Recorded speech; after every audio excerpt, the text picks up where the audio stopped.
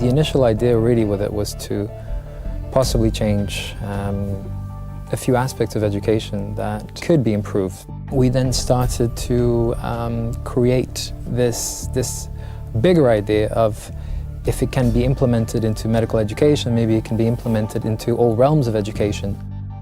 We started to think maybe we could substitute PowerPoint presentations and normal didactic lectures with something maybe more stimulating, something that could have a high impact on learning and teaching.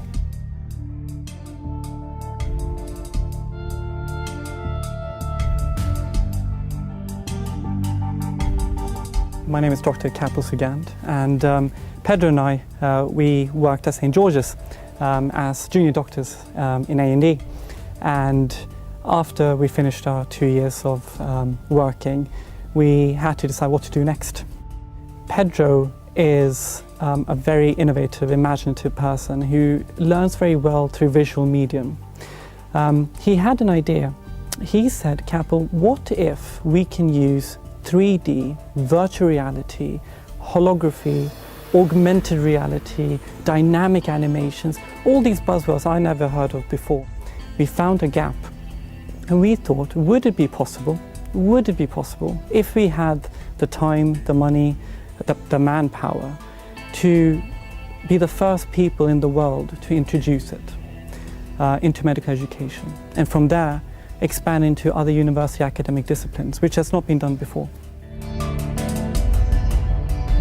We have the equipment and the technology to convert any 3D animation into a holographic image so that it actually appears closer to you than it really is. And we have 2 days of back-to-back lectures covering anything between medicine and surgery.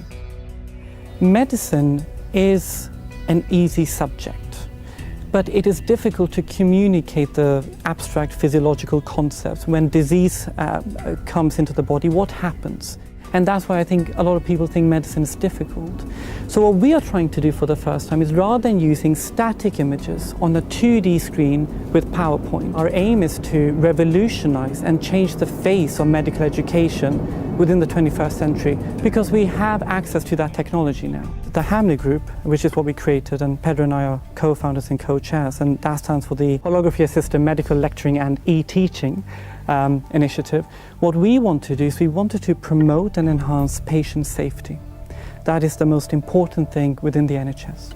Pedro's parents have been the major sponsors for the project, as well as St George's University London for allowing us to use their premises, Imperial College London, and especially the MSK lab, which I belong to, for helping out with the study methodology and research, as well as Queen Mary's University London and Barton London for helping Pedro with this to do his master's.